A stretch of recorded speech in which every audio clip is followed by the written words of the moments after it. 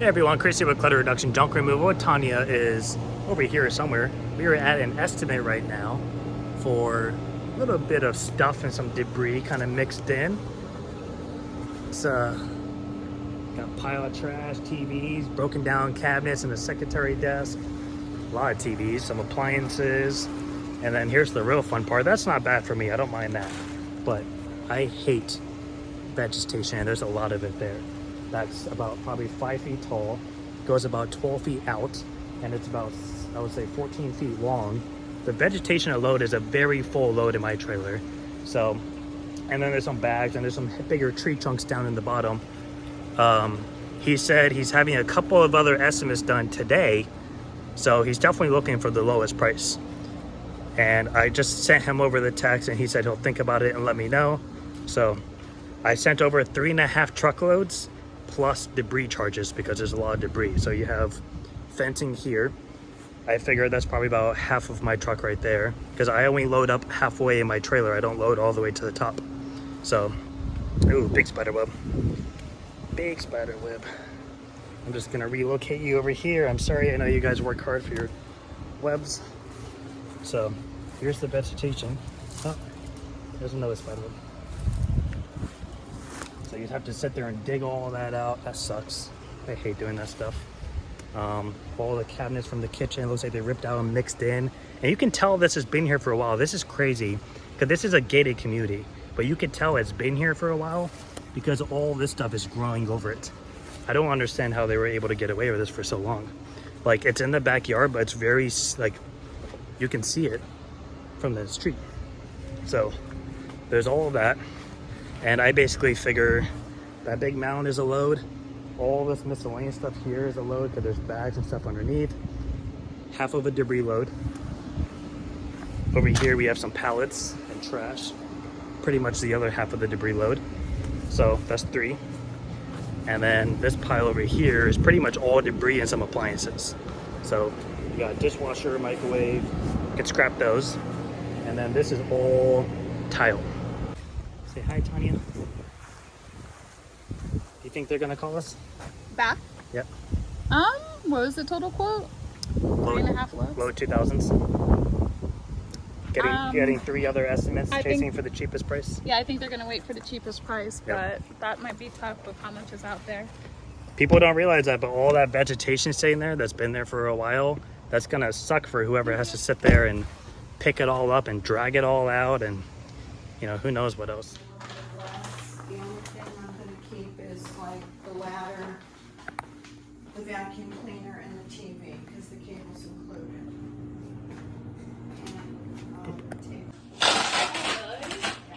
So you said you're taking... This is a clutter reduction junk removal in Southeast Florida. Tanya is here as well, but she's inside talking to the realtor. We are at a 55 plus community condo, first floor. And I basically quoted a full load from what you saw in those beginning clips. Guy is not here, so we're gonna be doing payment over the phone, included in the processing fee for the credit card. Super easy to deal with. They had a mold issue in this unit. He doesn't live here. This is like a rental house. He comes down periodically. And the AC had been shut off for a couple of months at a time, multiple times over the course of the year. I guess they didn't really have anyone checking in on the place.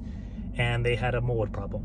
And a mold remedy company came in, cleaned up the whole place. It's fine now. They had to dig up all the flooring, knock off all the drywall on the wall of the places, and now we're basically going in to clear out everything because there's a lot of fabric related, the mattress, the box springs. You don't want that stuff anymore. So we're cleaning that all out, and we're gonna bang it out super quick and carry on with the day.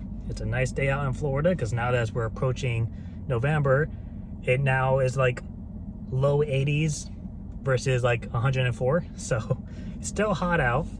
A little bit of a breeze, so it does get humid, but it's not like terrible.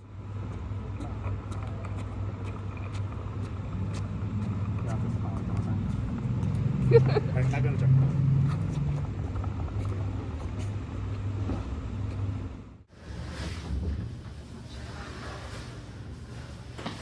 You just pull that towards the light?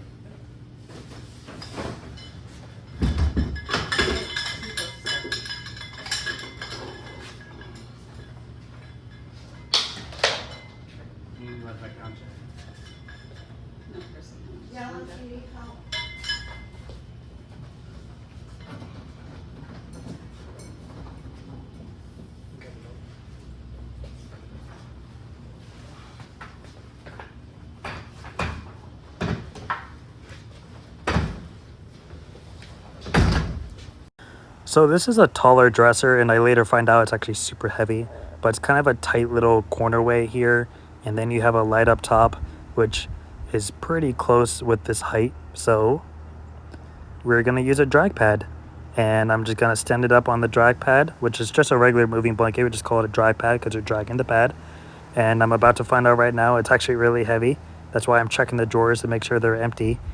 And I'm basically gonna stand it up on the moving blanket and then pull it like a sled very carefully around the corner. And I do this when I don't have the height clearance to use a dolly, and a hand truck wouldn't be ideal in that type of situation. Take the drawers out. Go backwards.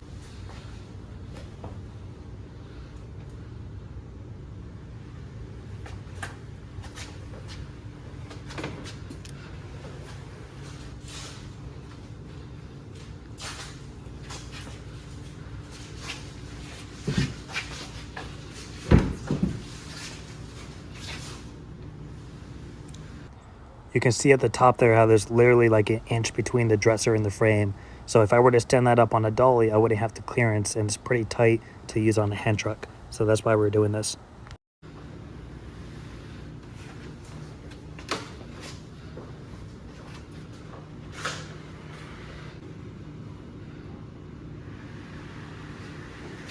Big pull.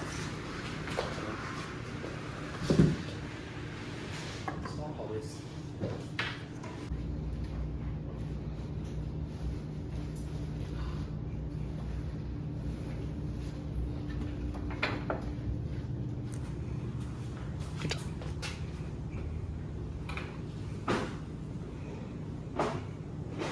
It's easier if you lift it up and keep pulling it until you can drop it halfway down. And then you can have your foot there as a stopper. And now you're good to go. Not both, right? You don't have to do both. So what I'm doing here is a way you can help prevent scratching the floor with hand trucks. If you lift the piece back, and then with the hand truck itself, I'm going to basically lift it up just ever so slightly off the ground, and then basically push it through so it's not scraping right now underneath the piece, and then you just set the piece back down on top of it. Now all I have to do is lift back. All right, so that job is done. We are back home right now and kind of just hanging out here, taking a break. It's nice with the breeze and the shade with the sun, and listening to the airplanes go by just as I decide to record, and cars driving by, people going home. Hopefully you guys can hear all of that sarcasm. We have a decent amount of metal in here. We're gonna go ahead and pull off to the side, put over here. My neighborhood scrapper will come by and grab it whenever he's ready. We're gonna try to pull out some of the smaller accent pieces and put them at the curb for the neighbors to see if they'll grab any. The bigger furniture has like the mold damage and water damage at the bottoms and stuff. So from the surface, like it looks like you could just clean up some of it, but realistically, we're not gonna be able to donate a lot of it. The China hutch is kind of cool if you could wipe it down, but donation places don't take those. We don't have anywhere to store it, to sell it, or try to get rid of it on our own. So that's gonna have to get junked. The beds, of course, we're gonna just trash. We're not even gonna try with that. The rocking recliners that we pulled out from the beginning are actually kind of nice. They're pretty clean and they're in good condition, but we'll see if it doesn't rain out and we have availability tomorrow. I'll see if I can post it for, 20 bucks for the pair or something. I don't know. And if it doesn't sell, we'll just drop it down to $0 and sell it for free or something. But other than that though, a lot of it's kind of trash. And the way we got this job was actually from Facebook. In the groups, Tanya had actually commented on it first and tagged the business. She was looking for someone to come by and pick up some items from a condo, and Tanya mentioned us in the post yesterday around 5 o'clock. She called me around 7 p.m. and said that someone had commented on the Facebook page, and she was hoping we can come by to give an estimate, and I said we can come by tomorrow around 12 o'clock. So this morning we actually met with an organizer that I had reached out to on Nextdoor. I saw she had commented on a post. I said, hey, we do junk removal. I would love to connect with you, talk a little bit about business, each other's services, if you want to meet for coffee. So we did that this morning. It went over really well. Now we have a new connection for an organizer, and she's a lower price point, which is great because we run into a lot of seniors and people who just can't afford a full-on like professional organizer, some of them are expensive. Like the one we work with a lot, she's like 100 to 150 bucks an hour. A lot of people can't afford that. Like she has a demographic that she sticks to. So it's nice finding people on a lower price scale, because I feel like you're more likely to help out those who could really realistically use the help but can't go hire somebody like her. So that's actually super helpful to know. And that's how we build contacts with organizers. You know, our services come in handy when, you know, they're doing a big job and they have a lot of stuff they need to get rid of and don't have the time or capabilities of doing it themselves. That's where we come in, and vice versa. If people call and say, hey, my mother is a hoarder and she just broke her hip and she needs to make room in the house, and I came down to visit her and notice how bad it really is. You know, she's really stubborn and she has anxiety. You know, is that something you guys can help with? And I usually like to prefer them to use a organizer first and then have us go in and clear stuff out, because when you start getting into like medical terms, like they have anxiety, they have depression, they have a disease or whatever it may be, you know, it's a lot harder for me to deal with that because I'm not trained in that aspect. I don't have that, you know, correct level of patience and, you know, that sympathetic way of handling those situations. So I prefer to let an organizer deal with it, and I just stick to junk removal. So it was a really good conversation overall. I highly recommend you reach out to organizers in your area. You can just go on Napo and look them up and email them all directly, give them a call. You know, I like to go through social media just to make sure they're actually active and reach out that way. And then after that, we went to go give that estimate from the realtor that spoke to us the night before. And that's all it was an estimate. And I said, you know, we can go there with the availability to do the job on the spot. We had a little bit of time in between, so we actually stopped at a local Italian bakery where we like to go to get cookies and stuff that we pass around.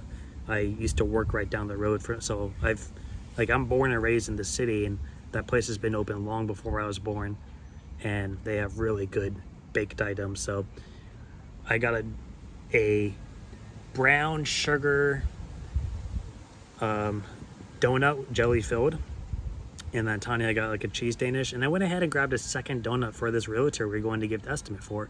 Even if we don't get the job, I was just, you know, friendly gesture. And we went there, looked around, and, you know, she was telling us that the AC had broke or something and no one was there to check on it, and he ended up having to have a pretty hefty renovation bill. And I was like, shit, junk removal is going to be a drop in the bucket compared to that. And we spoke to him on the phone and said, hey, this is how much I think it's going to be. We can get it done right now. You know, your realtor's here to confirm stuff. And, you know, everyone was super nice about everything. And the realtor was super, super nice. And she was even taking videos of the trailer and asked to take a picture of me and Tanya with the truck to share in her social medias. So that's obviously great exposure. And I asked her, I was like, do you have a junk removal company you typically work with? And she said, I do now. So super happy about those kind of situations. I love realtors that aren't like stuck up. Like they do, every industry has like some stuck up people in it. I love people that are more laid back and just like they understand what's happening. So overall, it's a pretty good experience. We banged out that job in pretty much an hour and 45 minutes, including the estimate itself. So Tanya and I did pretty well on time. If you consider 2 hours for a full load of 2 people, we did pretty damn spot on. So right now what I'm gonna do is pull out some of the metal and set it off to the side, and you know, that'll probably be it for now. So overall, pretty good. It was a good job because November has been stressfully slow. Like last year, November's always been a weird month for me. I think one November we did pretty good because we happened to have like a $3,000 clean out. Otherwise, Novembers are usually not great for me. And it's also not moving season either. Like you can still stay busy with moving, but it's not moving season. So I think ever since I started, it just wasn't like a great month. And we had, today's November 9th. We had one job on November 2nd. And then we just did a small job for somebody we know personally a couple of days ago, and then we had this job. So we've had some calls coming in and people price gouging for the lowest price, and you know, things like that. Some bigger jobs that we gave estimates for, like the one earlier, but nothing really concrete. So I've been getting stressed out. As you saw, we were looking at dump trailers. I was referred to a 7x14 4-foot sides for pretty much $600 more. It's North Florida, like it would be like a 5-hour drive for me to get up there. And we could definitely make like a 2-day trip out of it and visit some family in the area. But if I got that, I would definitely have to get a stronger truck. And quite frankly, kind of going through that whole process was stressing me out, especially with it being slow. Like I'm just looking at right now, it was stressing me out because what I would want to do is try to get a new truck that's maybe a little older, so that way overall the price is about the same as this one, because this is a 2021, and try to keep my payments about the same because I financed the truck. I think it's smart to finance some of the stuff in your business because it helps build credit, and that can go a long way when you need to really finance something like you have to. You know, you buy everything cash and that's great, keeps your debt down, but you know, I'd rather do a low down payment and do larger payments towards something to pay down faster to save on the interest. Because if you do a hefty down payment, and I mean, this is a trailer, you know, like if this gets damaged, it's done. You know, I don't know. That's just how I perceive things. But I don't have the cash to go buy a truck like flat out. So financing is my main option, and that's what I'm comfortable doing, and we budget for that. But to add on a couple of $100 for like a 2500 diesel truck, not really in the books right now. And you know, Tanya joining full time, now we're under one income, so we're trying to keep expenses still low at the moment. And I would really just use the dump trailer for debris jobs, which I don't get a ton of. You know, we can start pushing for it more, but at the end of the day, like, debris jobs can be worthwhile, but in our experience, they're kind of not. They're a lot more work, they're more heavy, so they cost more to get rid of, but there is no like real return on it. It's literally just a straight load up and dump job, and you know, we don't get a ton of them. Contractors in my area, like, they're so used to using dumpsters, and I have contractors who are personal friends, and I've confirmed this. You know, they're so used to getting a dumpster, filling it up, or getting a trailer rental and filling it up and going to dump it. It's like $300 because no one's doing the work. But I don't want to do that because that's an insurance problem. You have to, you know, like, to leave a truck on somebody's property overnight is an insurance issue. If you don't have that covered and something happens, you're going to have a problem. You need to get that covered. Having somebody else load your truck, even if they're not stepping on it, is still a liability, because let's say they throw a piece of wood and it smacks the side and smacks them in the face. Guess what? That's on you. They are physically in the act of loading your truck. Just like how commercial auto insurance covers anything in the act of you loading your vehicle, it's the same concept, except now you have somebody else's personal health at risk. And you know, of course, you have any property damage your trailer may cause. You're not allowed to leave your truck out in the curb in the street of public property or residential places. So there's a lot that goes into play with those things. And I know a lot of people just don't give a fuck. They don't do anything with their insurance. They just leave it be, and you know, the day something happens, they'll deal with it. I don't like to do things that way. That's just me personally. So, you know, like, for me, like, just debris jobs is just not the most worthwhile. Like, I went back and added up all of my debris jobs from this year so far.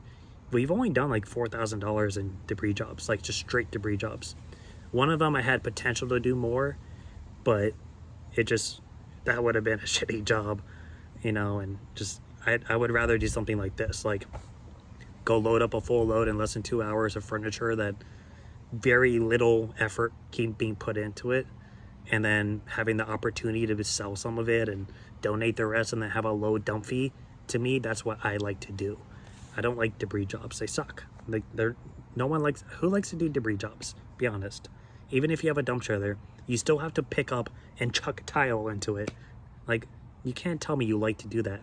It's more risky. Step on nails, get nails poked into you, cut your hand on glass. You know, like,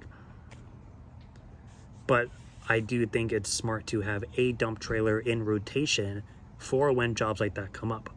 And we don't just dump all of our jobs. Like, we have jobs where, yeah, it's more trash related, but 80-90% of our jobs is donatable items or sellable items.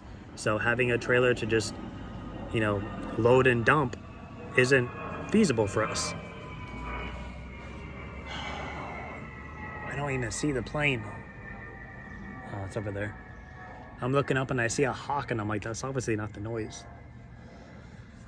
So basically, we're gonna hold off on the trailer is what I came to a conclusion of, because that was just, I don't know, I get these like depressive times and it just all hit at once. So just gonna hold off until, you know, January, February, see how the business kind of goes for next year, how we start off. You know, it's something that we can always just go get. It's not like a lifetime situation, so we can always upgrade it if we need to. But just an update, because I've been talking about it, I asked about it, so I'm sure people are gonna be like, what happened to your dump trailer? I'm like, I'm addressing it now. So that's kind of that. I'm reading this book right now about marketing. It came highly recommended from a Reddit post. I didn't ask the question, but they were asking about books for business, and there's 2 books mentioned. One of them had like 700 thumbs ups on it, which is a lot for Reddit, and I have it. I'm gonna read it next. And then this one's about marketing, and I shit you not, as I'm reading through it, I was telling Tanya, they basically are talking about like, this is what every business does and this is why you shouldn't do it. And as I'm reading it, I was like, that's literally me word for word. Like, I do that, I do this, I do that. Everyone does a lot of it. I noticed it, like, as I was going through, I was like, this is like every junk removal business I see. And they're kind of talking about what you can do differently. So I'm gonna start implementing it because I think it's gonna be a great idea. I'll share the book when I'm done with it and give my thoughts on it. So, I don't know. Here we are.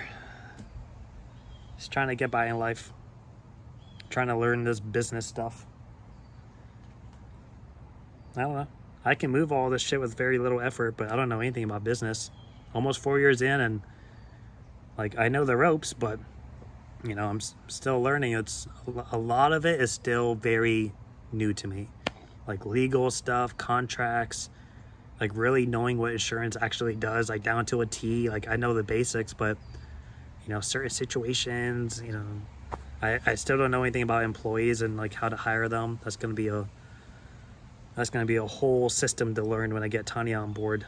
I'm basically waiting until 2025 to put Tanya on the records, because she's actually still doing contingency hours with the job she left until the end of the year.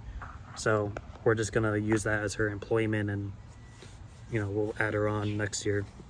So, you know, it's all just, there's so much to learn, and I'm still learning. So day by day. But that's it. Hopefully some of those things we talked about help, and that'll be it for us. So until next time, bye.